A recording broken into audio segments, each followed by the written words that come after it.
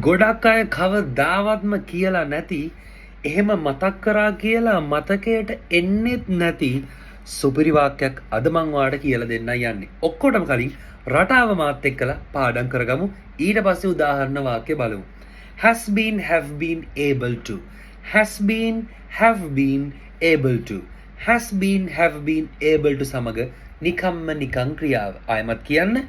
has been, have been, able to සමග නිකම්ම නිකං ක්‍රියාව. මේකෙන් කියන්නේ යම් කිසි කෙනෙක්ට යම් කිසි ක්‍රියාවක් කරන්නට පුළුවන් වෙලා තියෙනවා කියලයි. ඒගොල්ලන්ට පුළුවන් වෙලා තියෙනවා තරගය දිනන්න. තරගය දිනනවාට මොකක්ද කියන්නේ? win the game. win the game තරගය දිනනවා. ඒගොල්ලන්ට පුළුවන් වෙලා තියෙනවා. මොකක්ද රටාව? has been, have been, able to නිකම්ම නිකං ක්‍රියාව. they කිව්වොත් have been තමයි ගැලපෙන්නේ. he she වගේ ඒකවචන කට්ටියට තමයි has been ගැලපෙන්නේ. they have been.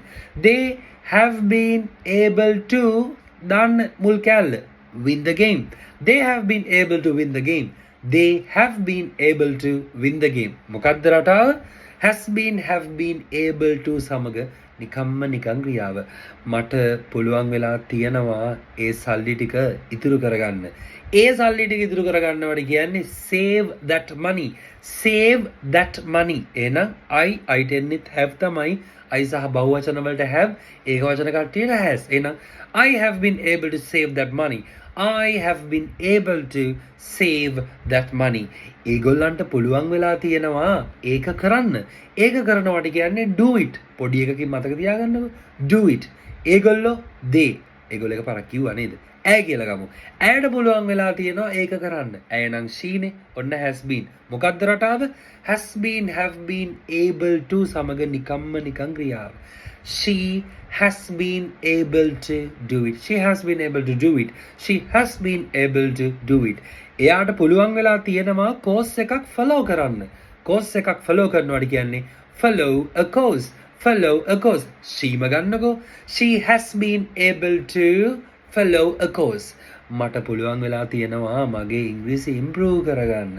මගේ ඉංග්‍රීසි improve කරගන්නවාට කියන්නේ improve my English. improve my English. එහෙනම් has been, have been, able to නිකම්ම නිකං ක්‍රියාව. I have been able to improve my English. I have been able to improve my English. හරිම ලේසි. යම් කිසි කෙනෙක්ට යම් කිසි ක්‍රියාවක් කරන්න පුළුවන් වෙලා තියෙනවා කියලා කොහොමද කියන්නේ?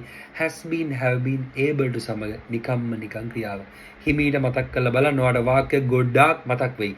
ඒ වගේ ලස්සන වාක්‍ය අනිවාර්යෙන් කමෙන්ට් කරන ගමන් ඔයාලට තියෙනවනේ ලස්සන නමක්. අන්න ඒක අපිට WhatsApp ගන්න. ඔයාගේ ඉංග්‍රීසි හදාගන්න ඔයාලට කවදාවත් නොලැබුණ සුපිරි ප්ලෑන් එකක් අපි ගාව තියෙනවා. සියලු විස්තර දෙන්න. ඔයාගේ නම අපිට WhatsApp ගන්නකෝ. එහෙනම් ජයම වේවා.